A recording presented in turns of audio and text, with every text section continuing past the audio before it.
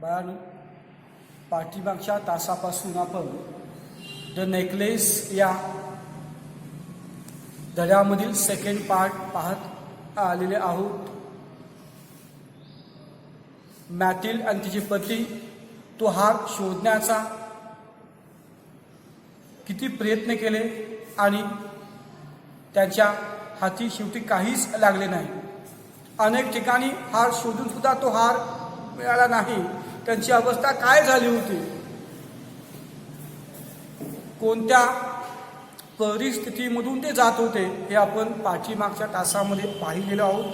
कसे प्रयत्न केले, कुठे कुठे गेले हे आपण पाहिलेले आहोत. शेवटी ते कोणता निर्णय घेतले बघा. पेज नंबर 28 शेवटून चौथा passage. Loisel returned in the evening, a hollow, pale figure. He had found nothing. अगदी निस्तेज चेहऱ्याने हताश होऊन लॉयझेल संध्याकाळी परत आले. त्यांच्या हाती काहीच लागले नव्हते. He had found nothing. ते त्यांना काहीच त्या हार बद्दल सुगावा लागलेला नव्हता. मग त्याने आपल्या पत्नीला मॅथिल्डला कोणती सूचना दिली, कोणता सल्ला दिले बघा. You must write to your friend, he said. Tell her you have broken the clasp of a necklace and that you are having it mended. तू तुझ्या मैत्रिणीला एक पत्र लिहिलंच पाहिजे. तू पत्र लिही आणि सांग तिला तुझ्या हातून त्या नेकलेसचा फासा तुटलेला आहे आणि तुला ते दुरुस्त करावयाचं आहे. बघा, मॅथिल्डचे पती मॅथिल्डला काय सांगितले, तू तुझ्या मैत्रिणीला पत्र लिहीच आणि असं सांग की तुझ्या हातून त्या नेकलेसची कडी फासा तुटलेला आहे आणि तुला ते दुरुस्त करावयाचं आहे. दुरुस्त करून मी तुला देते असं तू सांग. यामुळे काय होईल बाळांनो, असं का सल्ला दिले. It will give us time to look समोर. यामुळे की तो हार शोधण्यासाठी अधिक वेळ मिळेल, थोडासा जास्त वेळ मिळेल. It will give us time to look समोर. आणि यामुळे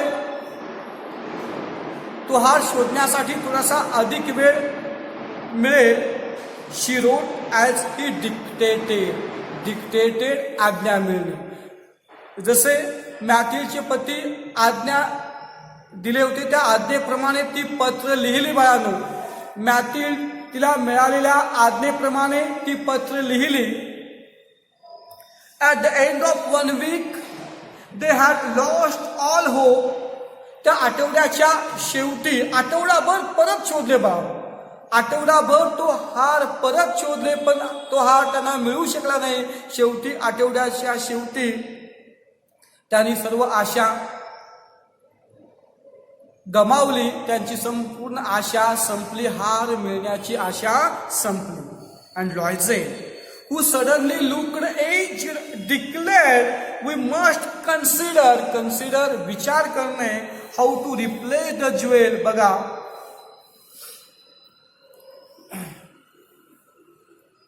आता बाळांनो,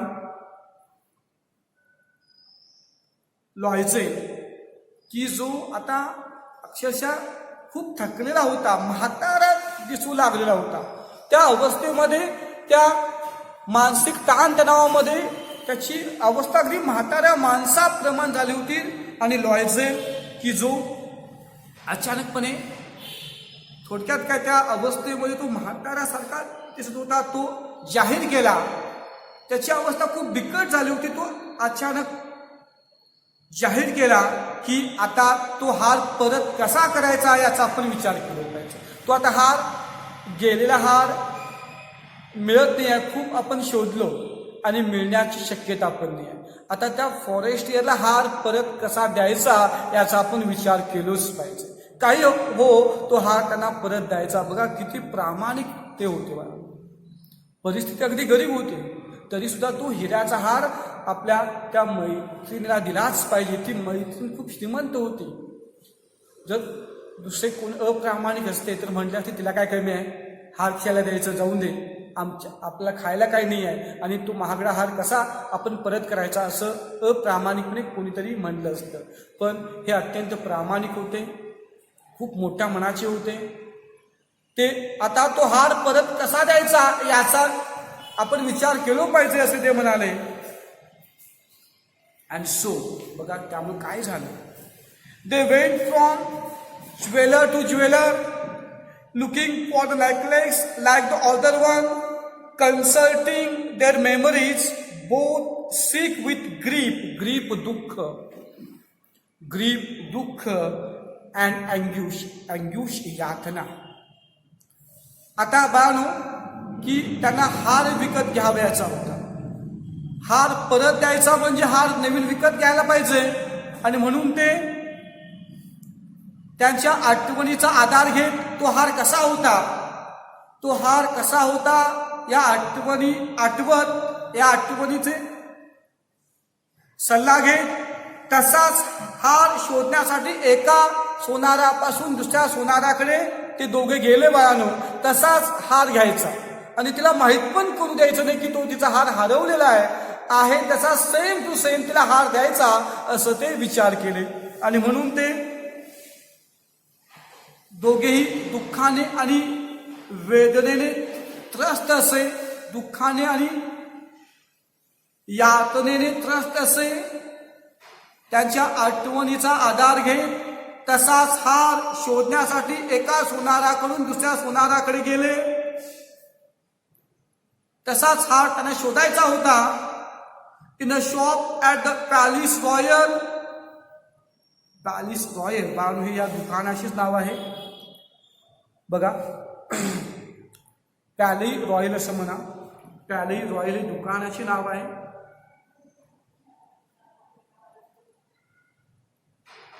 They found a string of diamonds which seemed वाटणे to be exactly what they were looking for. आणि पॅली रॉयल येथील एका दुकानामध्ये, ते ठिकाणाचं नाव आहे बाळांनो, पॅली रॉयल त्या एका ठिकाणाचं नाव आहे. पॅली रॉयल येथील एका दुकानामध्ये त्यांना एक हिऱ्याचा हार सापडला की जो अगदी तसाच दिसत होता की जे ते शोधत होते. सेम टू सेम हार एका दुकानामध्ये त्या दोघांना सापडला बाळांनो की ज्या शोधामध्ये ते होते.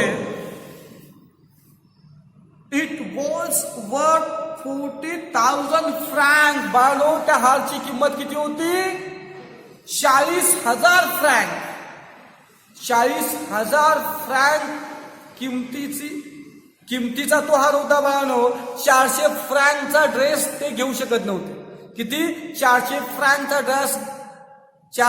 फ्रँकचा ड्रेस घेणं त्यांना अवघड होतं. आता 40,000 फ्रँक आणायचे कुठून, त्या हिऱ्याच्या हारची जी किंमत होती 40,000 फ्रँक होता. आता ते एवढी मोठी रक्कम आणायची कुठून, तरी पण बाळांनो ते घाबरले नाहीत, खचले नाही. त्यांना काही तो हार परत करायचा होता. यातून त्यांचा प्रामाणिकपणा, एक निष्ठपणा दिसून येतो बाळांनो. It was worth 40,000 frank. तो बाळांनो 40,000 फ्रँक किमतीचा होता. They could have it for 36,000. आणि बाळांनो थोडस बार्गेनिंग करून 36,000ला ते हार घेऊ शकत होते. जरी 40,000ला असला तरी किंमत कमी करून, थोडीशी बार्गेनिंग करून, थोडक्यात आपल्या भाषेत मागून एक किंमत कमी करून 36,000 फ्रँकला ते घेऊ शकत होते. शेवटी 36,000ला तो हार, तो सोनार देऊ शकेल असे म्हणाला. आता इथून पुढे काय झालं बघा बाळांनो. 36,000 फ्रँक इतकी रक्कम आणायची कुठून, त्या पैशाची व्यवस्था कोठे केले. सो दे बेग्ड विनंती करणे the jeweller not to sell it for 3 days. मग ते दोघे मॅथिल आणि तिचे पती त्या सोनाराला कमीत कमी 3 दिवस तो दागिना विकू नका अशी विनवणी केली. कारण 3 दिवसामध्ये पैशाची अरेंजमेंट करून तो हार ते घेऊन जातील असे ते म्हणाले. So they beg the jeweller not to sell it for 3 days. त्यामुळे कमीत कमी 3 दिवस तो हार विकू नकोस असे त्या सोनाराला विनवणी करून सांगितले. And they made an arrangement that he would take it back for 34,000 francs if the other necklace was found before the end of February. बानो सोनार आणि त्यांच्यामध्ये करार झाला, जर तो हरवलेला हार फेब्रुवारी महिन्याच्या पूर्वी सापडला, फेब्रुवारी एंडिंगच्या पूर्वी सापडला, तर तो नवीन हार 34,000 फ्रँकला तो सोनार घेईल असा एक करार झाला. समजा की काही दिवसांनी तो जुना हार सापडला तर नवीन हार 2,000 फ्रँक कमी करून 34,000 फ्रँकला घेईल असा एक करार त्यांच्यामध्ये झाला. बघा बाळांनो परत,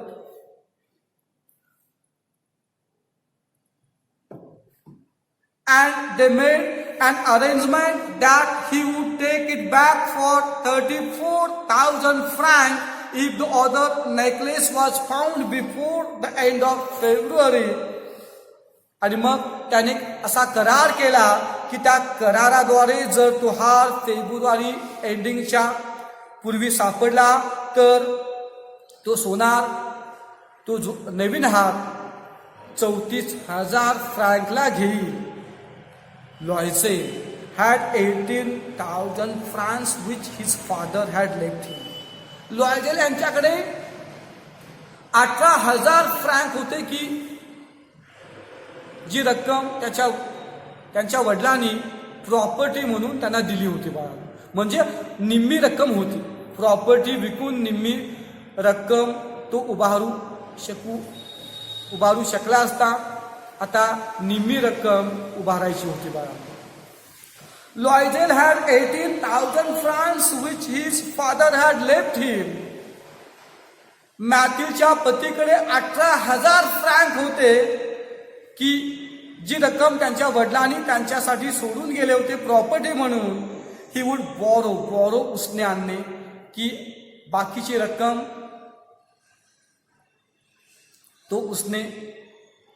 ते उसने घेतील, पुन्हा करून तरी पैशाची व्यवस्था करतील.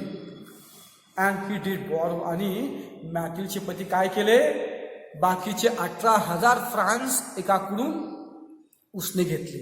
आता उसने घेणार कुणाकडून, सावकाराकडून. बघा, आणि सावकाराचं व्याज किती असतं, आणि सावकारी करणं हा आता कायद्यानं गुन्हा आहे. सावकार काय करतात की गरीब लोकांना पैसे देतात, भरमसाठ व्याज आकारतात, मग त्यांची जमीन किंवा घर सगळे अगदी जप्त करतात, त्यांच्या ताब्यात घेतात. आता सावकारी करणं हा कायद्यानं गुन्हा आहे. बँक पतफेड्या आहे हे सोडून जर असं कोण सावकारी करत असतील तर त्यावरती कायद्यानं गुन्हा आहे. कारण या सावकारी धंद्यामध्ये अनेक लोकांचे प्राण गेले आहेत, अनेक लोक आत्महत्या केल्या आहेत. कारण ते सावकार बायानं भरमसाठ व्याज आकारतात आणि गरिबांची पिळवणूक करतात, त्यांची प्रॉपर्टी, त्यांचं घर हडप करतात. म्हणून आता स्ट्रिक्ट कायदा आलेला आहे की सावकारी कोणीही करायचं नाही आणि वैयक्तिकपणे व्याजानं पैसे कोणी देऊ शकत नाही. कारण आज पतसंस्था बँका आहेत की ते व्याज पुरवू शकतात. पण पूर्वी वाहनो हा सावकारीचा धंदा खूप चालायचा. सावकारीतून अनेक गरिबांची पिळवणूक व्हायची. बघा, मग तो मॅथ्यूचा नवरा कुठून पैसे उभे केला बघा. And he did borrow. आणि तो ते पैसे उसने दिला. He gave notes, made ruinous agreement, तोट्याचा करार, डेट with every type of money lender. आणि मॅथ्यूचे पती एका सावकाराकडून पैसे उसने घेतले त्या सावकाराला अनेक लिखित करार करून दिले आणि ते करार तोट्याचे होते बाळानो. तो सावकार जेवढे व्याज सांगेल त्या व्याजामध्ये पैसे उसने घेतले. असे तोट्याचे उद्ध्वस्त करणारे करार करून मॅथ्यूचे पती त्या सावकाराकडून पैसे घेतले. Then he went to get the new necklace and laid down on the jeweler's counter 36,000 francs. मग पैशाची ऍडजस्टमेंट झाली बाळानो. 18,000 प्रॉपर्टी म्हणून आले होते आणि 18,000 त्या सावकाराकडून घेतले. आणि पैशाची अरेंजमेंट झाल्यानंतर मॅथ्यूचे पती मिस्टर लॉयझेल नवीन नेकलेस नवीन हार आणण्यासाठी त्या सोनाराच्या दुकानामध्ये गेले. And laid down on the jeweller's counter 36,000 franc आणि 36,000 फ्रँक इतकी रक्कम त्या सोनाराच्या काउंटरवर ठेवले आणि तो हार ते घेऊन आले. शेवटी बाळांनो बघा, परिस्थिती नसताना सुद्धा किती प्रामाणिकपणा तो हार परत आणण्यासाठी पैशाची ॲडजस्टमेंट करून पैशाची व्यवस्था करून तो हार ते परत आणलेच. When Madam Loisel took the necklace back, Madam Forestier said coldly, शांतपणे, You should have returned it sooner. I might have needed it. जेव्हा मॅडम लॉयझेल मॅथील्ड तो हार घेऊन आपली मैत्रीण फॉरेस्टियर यांना परत देण्यासाठी गेले, तेव्हा मॅडम फॉरेस्टियर थोडेसे रागावले होते. ते शांतपणे म्हणाले, तू हा हार मला लवकर आणून द्यायला पाहिजे होतीस, मला त्याची गरज होती. कारण तो हार तिला देण्यासाठी थोडासा उशीर झाला होता. आणि का उशीर झाला होता हे तुम्हाला माहीत आहे, आम्हा सर्वांना माहीत आहे. पण मॅडम फॉरेस्टियरला यातील काही माहीत नव्हतं की त्यांचा हार तिच्याकडून हरवलेला आहे आणि ती दुसरा हार मला घेऊन दिलेली आहे हे तिला माहीत नव्हतं बाळानो. आणि मॅथील्ड सुद्धा तिच्या मैत्रिणीला त्याबद्दल काहीही सांगितली नव्हती, कारण दोन्ही पण हार इतके सेम होते. तिच्या पण लक्षात आलं नसणार की हा हार माझा नाही आहे तर नवीन आहे. थोडासा उशीर झाल्यामुळे ती थोडीशी रागवली,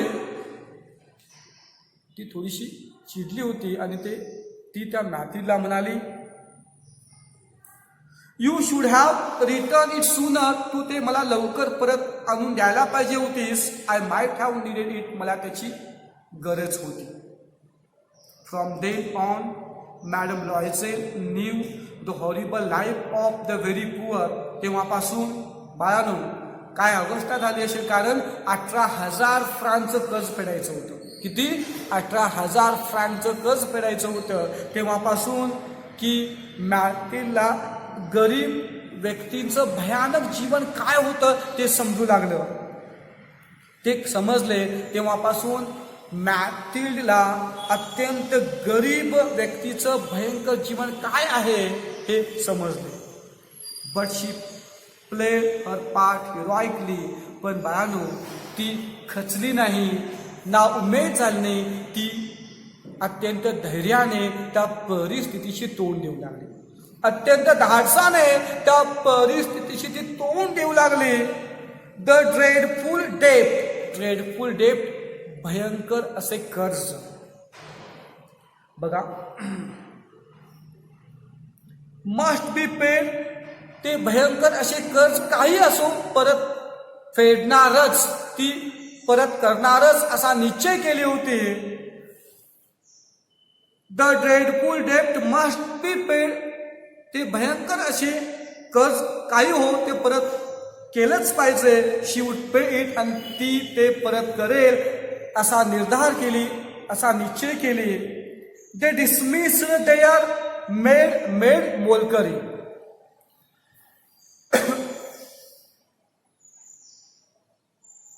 ते त्यांच्या मोलकरीला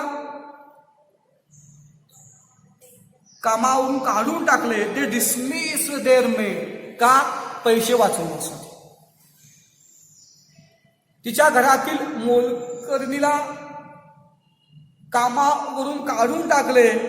दे चेंज देअर लॉजिंग राहते घर ते त्यांचे राहते घर बदलले.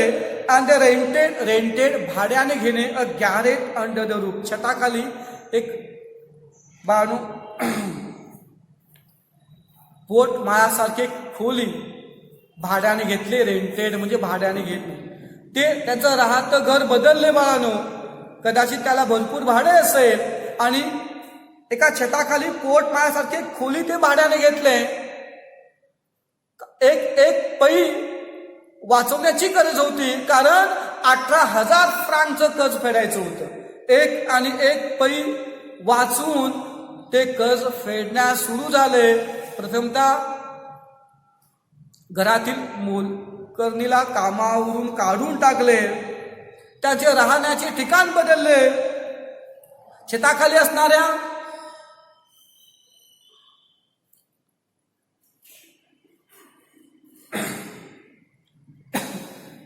एका छोट्या पोट माळ्यासारख्या खोलीमध्ये ते राहू लागले. कमी भाड्याने ते खोली घेतले.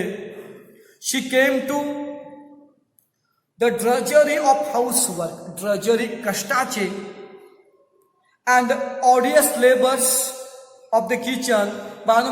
तिला घरातील कामाची सवय नव्हती. स्वयंपाक सुद्धा ती करीत नव्हती. घरामध्ये ती मोलकरीण होती. तिच्या मार्फत सर्व काम व्हायचं. तिला आता घरातील कष्टाचे किंवा किचन मधील नको असणारे की काम काय असते ते माहीत झाले. She came to know the drudgery of housework, the odious labours of the kitchen. तिला घरातील कष्टाचे काम माहीत झाले. त्याचबरोबर घरामधील कष्टदायक काम काय असते, किचन मधील काम काय असतं हे कळू लागलं. She washed the dishes, the dirty linen कपडे. शी कॅरीड बघा the garbage down to the street every morning. Carried up the water, stopping at each landing to catch her breath shorts and dress like a commoner. ती धुनी भांडी करू लागली. घरातली कपडे, घरातील भांडी धुवू लागली, कपडे धुवू लागले. दररोज सकाळी रस्त्यावरती घरामधील कचरा टाकण्यासाठी येऊ लागले. त्याचबरोबर की खूप लांबून पाणी आणू लागली. आणि पाणी आणताना की थोड्या अंतरावर जात पाणी घेऊन येत असताना थोडासा श्वास घेण्यासाठी ती थांबायची. म्हणजे ती थकायची बाळांनो. तिला अशा कामाचे माहीत नव्हते.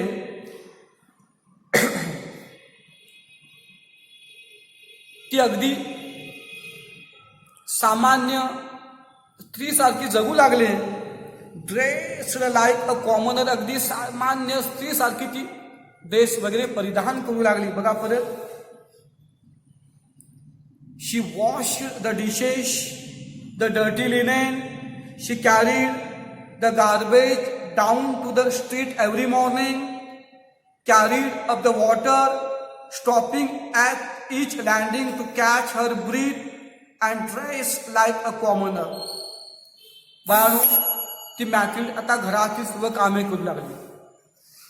भांडी घासू लागली, घाणेरडे कपडे धुवू लागली. जे काही घरातले कपडे डर्टी लिने, मळलेले कपडे धुवू लागले. दररोज सकाळी घरामधील कचरा रस्त्याच्या साईडला डस्टबिनमध्ये टाकण्यासाठी येऊ लागली. थोडासा काही अंतर गेल्यानंतर टप्प्यावर थोड्याशा अंतरावर श्वास घेण्यासाठी थांबत की ती पाणी सुद्धा आणू लागली. कारण ती बाळांनो या मानसिक ताणतणावामुळे कदाचित अशक्त पण झाले असेल. पाणी आणताना तिला दम लागू लागला. अशा कामाची तिला सवय नव्हती. त्यामुळे ही असे कष्टदायक कामे ती स्वतः करू लागली. फक्त की तिला एक पैसा वाचवायचा होता आणि ते कर्ज फेडायचे होते. She had to bargain at market, quarrel वाद होणे, भांडण करणे, face insults over every miserable sou की एक सौ म्हणजे अगदी कमी किमतीचा रक्कम, जसं 1 पैसा असतो पण अगदी क्षुल्लक पैसे, कमी किमतीचे पैसे. मग तिला बाजारामध्ये बार्गेनिंग करावी लागायचं. भाज्यांची कमी होण्यासाठी खूप बार्गेनिंग करावं लागायचं. त्यामध्ये त्या भाजीवाल्यांशी भांडण व्हायचं. एक रुपयासाठी, एक पैसाठी तिला अपमान सहन करावे लागायचे. भाजीवाले किंवा फळ विक्रेते तिचे अपमान करायचे. एक पै वाचवण्यासाठी तिला त्या मार्केटमध्ये खूप बार्गेनिंग करावं लागायचं. काही वेळा अपमानाला तोंड द्यावं लागायचं. पण ती बानू धीर सोडली नाही. ती खूप निश्चयी होती. तिचा निर्धार होता, काही हो ते कर्ज फेडायचं. Each month they had to pay some loans, renew others, get more time. प्रत्येक महिन्याला त्यांना थोडंसं लोन फेडावंसं वाटायचं, परत नवीन लोन घ्यावंसं वाटायचं. बघा परत बाळा. Each month they had to pay some loans. प्रत्येक महिन्याला काही लोन त्यांना फेडावे लागायचे. रिन्यू ऑदर्स आणि परत काही कर्जाची मुदत वाढ करून घ्यायचे, जेणेकरून अधिक वेळ मिळेल. इकडचं लोन तिकड द्यायचं आणि म्हणजे इकडच्या कर्जाचे मुदत वाढेल. अशा पद्धतीनं ते कर्ज फेडण्यास सुरू झाले. Her husband worked extra every evening doing accounts for tradesmen व्यापारी. And often late into the night, he sat copying a manuscript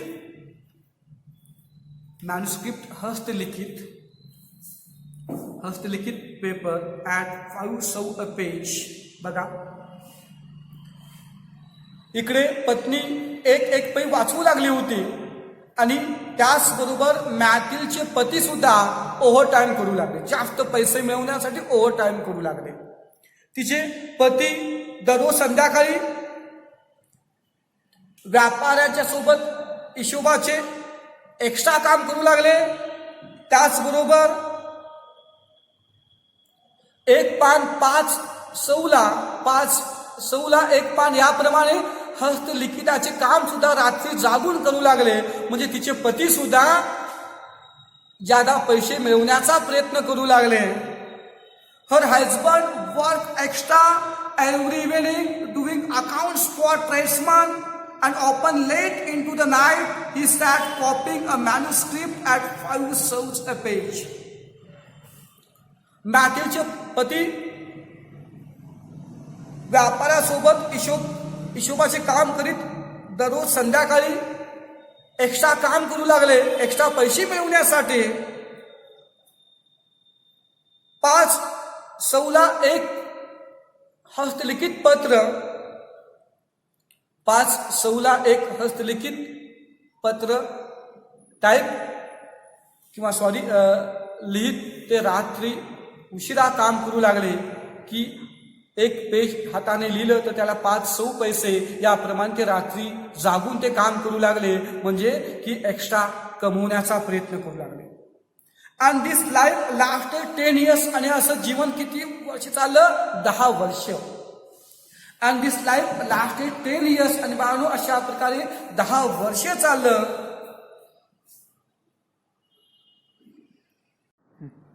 and this life lasted 10 years. आणि बाळांनो अशा प्रकारचं जीवन 10 वर्ष चाललं. असे अगदी हलाखीचं जीवन किती दिवस चालले? 10 वर्ष. 18,000 फ्रँकचं कर्ज फेडायला किती वर्षे लागले? 10 वर्ष. एक पै वाचवत ओव्हर टाइम करीत हे कर्ज फेडायला बाळांनो 10 वर्ष लागले. अत्यंत दारिद्र्यात ते 10 वर्ष जगले.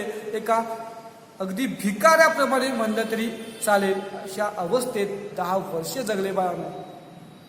At the end of 10 years, they had paid off everything, even the interest. आणि 10 वर्षाच्या शेवटी व्याजासहित ते प्रत्येक पै आणि पै एक पै आणि पै फेडले बाळांनो. 10 वर्षाच्या शेवटी 18,000 फ्रँक व्याजासहित पै आणि पै फेडले. Madame Loisel looked old now. आता लॉयझेल मॅटिल्ड ही खूप वृद्ध म्हातारी दिसत होती, कारण 10 वर्ष अत्यंत कष्टामध्ये गेले होते, मानसिक ताण तणावामध्ये गेले होते. त्यामुळे ती आता वयस्कर दिसू लागली. जरी वय जास्त झाले नव्हते तरी वयस्कर दिसत होते, कारण बाळांनो आपल्या मानसिक आरोग्याचा आपल्या शरीरावरती पण परिणाम होतो, आपल्या परिस्थितीचा आपल्या शरीरावरती परिणाम होतो. आणि अशा मानसिक ताण तणावामुळे मॅटिल्ड खूप वयस्कर दिसू लागली. ऑफन शी ब्रुडेड सखोल विचार करणे. Over the past, what would have happen if she had not lost that necklace. नेहमी ती तिच्या भूतकाळावर विचार करायची. नेहमी मॅटिल्ड जेव्हा जेव्हा ती रिकामी असायची तेव्हा ती नेहमी तिच्या भूतकाळाबद्दल खूप खोलवर विचार करायचे. जर ती तो हार हरवली नसती तर काय झाले असते. What would happen if she had not lost that necklace. जर ती तो हार हरवली नसती तर काय झाले असते. किती आयुष्य आनंदमय आणि सुख तिला मिळालं असतं असे ती विचार करायची. जर ती हार हरवली नसती तर ते 10 वर्ष तिच्या आयुष्यामधून वाया गेली नसतील आणि ती खूप आनंदमय आणि समाधानी आयुष्य जगली असती असे ती विचार करायची. How strange life is. आयुष्य किती विचित्र असतं. फिकर, क्षण भंगूर असं म्हणा. चंचल, क्षण भंगूर. ती विचार करायची. बघा तिला वाटायचं हाऊ स्ट्रेंज लाईफ इज. किती जीवन विचित्र असतं. स्ट्रेंज म्हणजे विचित्र. किती जीवन विचित्र असतं, किती क्षणभंगूर असतं. How little is needed for one to be ruined अधोगती होणे किंवा सेव्ड प्रगती होणे. प्रगती होण्यास किंवा अधोगती होण्यास किती क्षुल्लक गोष्टीची गरज असते. How little is needed for one to be ruined or saved. अधोगती होण्यास किंवा प्रगती होण्यास किती एका क्षुल्लक गोष्टीची सुद्धा गरज असते. म्हणजे एखादी छोटीशी क्षुल्लक गोष्ट सुद्धा एखाद्याची प्रगती करू शकते किंवा एखाद्याची अधोगती असे ती विचार करू लागले. पेज नंबर 30 बघा, पान number 30. One Sunday as she was walking in Champs Elysees, बघा, she saw Madame Forestier, still young, still beautiful, still charming. एके दिवशी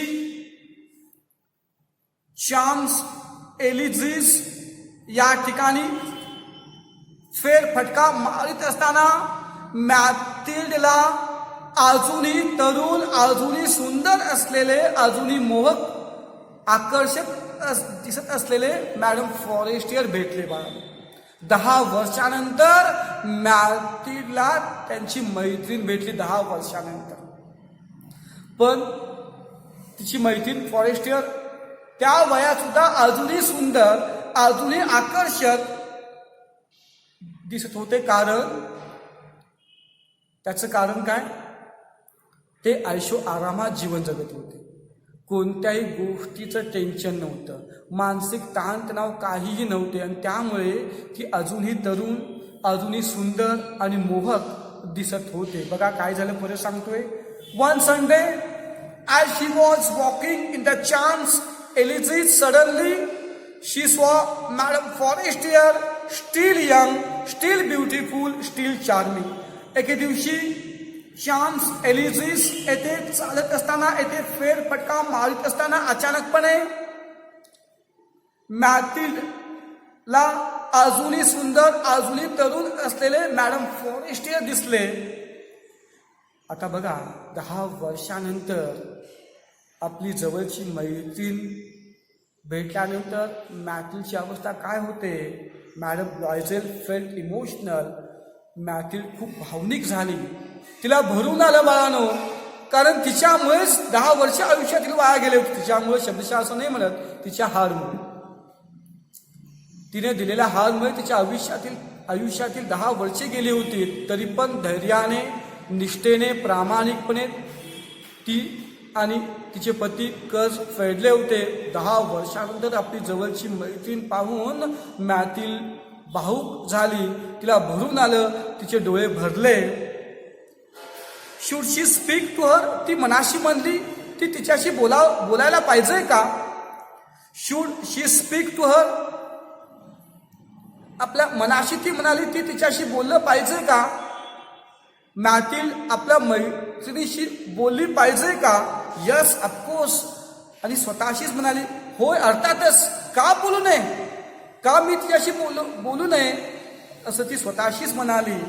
and now that she had paid she would tell her all. आणि आता ती सर्व कर्ज फेडलेली होती, ती तिला सर्व काही सांगेल. वाय नॉट, का नाही. And now that she had paid. आता ती सर्व काही कर्ज फेडलेली होती. शी वुड टेल हर ऑल. ती सर्व घडलेल्या गोष्टी तिला सांगेल, का नाही. जे काही तिच्या जीवनामध्ये झालं होतं, त्या 10 वर्षामध्ये जे काही झालं होतं ते तिला सांगेल, का नाही, असं ती म्हणाली. शी वेंट अप टू हर. मग मॅथिल्ड फॉरेस्टियर यांच्याजवळ गेली. Good morning jenny. जेनी हे नाव होते, फॉरेस्टियर हे आडनाव आहे, आणि तिच्या मैत्रिणीचे नाव जेनी आहे. मॅथिल्ड फॉरेस्टियर जवळ गेले आणि म्हणाले, जेनी शुभ सकाळ. Good morning Jeanne. The other astonished आश्चर्यचकित होऊन to be addressed so familiarly by this common woman did not recognize her. एका सामान्य स्त्रीकडून ओळखीने बोलवल्या गेल्याने आश्चर्यचकित झालेली फॉरेस्टियर जेनी मॅथिल्डला ओळखू शकली नाही. बघा, मॅथिल्ड फॉरेस्टियरना ओळखलीच नाही. का बदल तिच्या त्या आरोग्यामध्ये दिसण्यामध्ये झाला होता. अगदी म्हातारी दिसत होती बाळानो. त्यामुळे एका सामान्य स्त्रीकडून ओळखीने बोलवल्या गेल्याने आश्चर्यचकित होऊन ती त्या मॅथिल्डला ओळखली नाही. शी स्टॅमर्ड. ती अडकत, म्हणजे फॉरेस्टियर अडकत बोलले, but madam I don't know. पण मॅडम, मला तुम्ही माहीत नाही आहात, मी तुम्हाला ओळखत नाही आहे. बघा, फॉरेस्टियर मॅथिल्डला म्हणाली, तुम्ही मला बोलवताय पण मला तुमची ओळखच नाही आहे. I don't know you. मला तुम्ही माहीत नाही आहात. You must have made a mistake. तुम्ही कदाचित चूक केली असणार आहे. तुम्हाला वाटलं असेल मी तुमच्या ओळखीची आहे, पण मी तुम्हाला ओळखत नाही आहे. कदाचित तुम्ही चूक केली असणार आहे. मला बोलवून मी ओळखीची आहे असं कदाचित तुम्हाला चुकीचं वाटलं असेल, गैरसमज तुमचा झाला असेल. No, I am Mathilde Loisel. तेव्हा मॅथिल्ड म्हणाली, नाही, मी मॅथिल्ड लॉयझेल आहे. मी तुझी मैत्रीण मॅथिल्ड लॉयझेल आहे, हे तिला सांगावं लागलं. Her friend uttered a cry. तेव्हा तिची मैत्रीण मोठ्याने अक्षरशः ओरडली, oh my poor Mathilde, how you have changed. तेव्हा अक्षरशः त्या फॉरेस्टियरना खूप दुःख वाटले. अगं माझी बिचारी मॅथिल्ड, त्यात किती बदल झालेला आहे. असं एकदम भाऊक होऊन ते म्हणाले, ओ माय पुअर मॅथिल्ड, अगं बिचारे मॅथिल्ड, किती तुझ्या जीवनात बदल झालेला आहे. सॉरी, तू किती बदललेली आहेस. How you have changed. Yes. बघा तेव्हा मॅथिल्ड काय म्हणते, yes I have had some hard time since I last saw you. होय, तुला शेवटचे भेटल्यापासून खूप कठीण काळामधून मी गेलेलो आहे. होय, मी तुला शेवटचे पाहिल्यापासून मी खूप कठीण काळामधून, खूप अवघड परिस्थितीमधून गेलेलो आहे. परत सांगतोय, yes I have had some hard time since I last saw you. तुला कधी शेवटचे पाहिल्यापासून, तुला शेवटचे भेटल्यापासून खूप कठीण काळाला सामोरे जावं लागलं. मला खूप बिकट परिस्थितीमध्ये मी होती. And many miseries and all because of you. अनेक दुःखामध्ये मी होते, अनेक अडचणीमध्ये होती, आणि हे सगळं तुझ्यामुळे. And all because of you. बघा शेवटचं वाक्य, आणि हे सगळे दुःख अडचणी हे सगळं तुझ्यामुळं. And all because of you. आणि हे सगळं तुझ्यामुळं. मी बघा फॉरेस्टियरना असं म्हटल्यानंतर जेनी आश्चर्यचकित झाले. मी, हाऊ कॅन दॅट मी जबाबदार. माझ्यामुळे तू दुःखामध्ये होतीस, माझ्यामुळे तुला अनेक अडचणीला तोंड द्यावं लागलं. हाऊ कॅन दॅट, हे कसं काय होऊ शकेल. हाऊ कॅन दॅट, हे कसं काय होऊ शकेल. असं कसं काय, मी तुझ्या दुःखास मी कशी काय जबाबदार होते. मी तुझ्या त्या संकटाला मी कशी काय जबाबदार. हाऊ कॅन दॅट बी.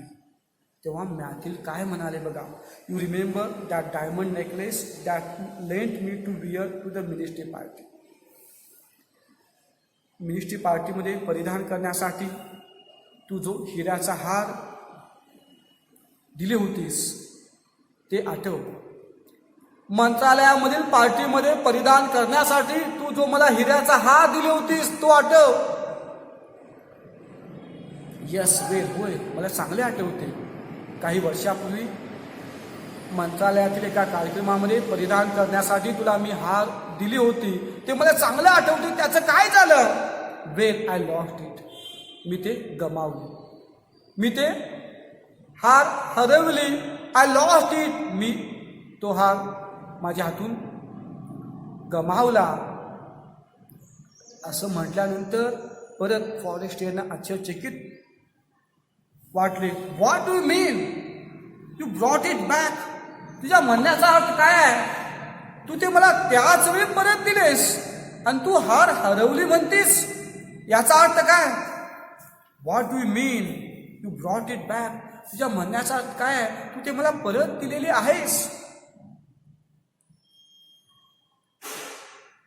आता मॅथिल्ड काय म्हणते बघा, आय ब्रॉट यू बॅक अनादर एक्झॅक्टली लाईक इट. मी तसाच दिसणारा हार तुला दिलेला आहे.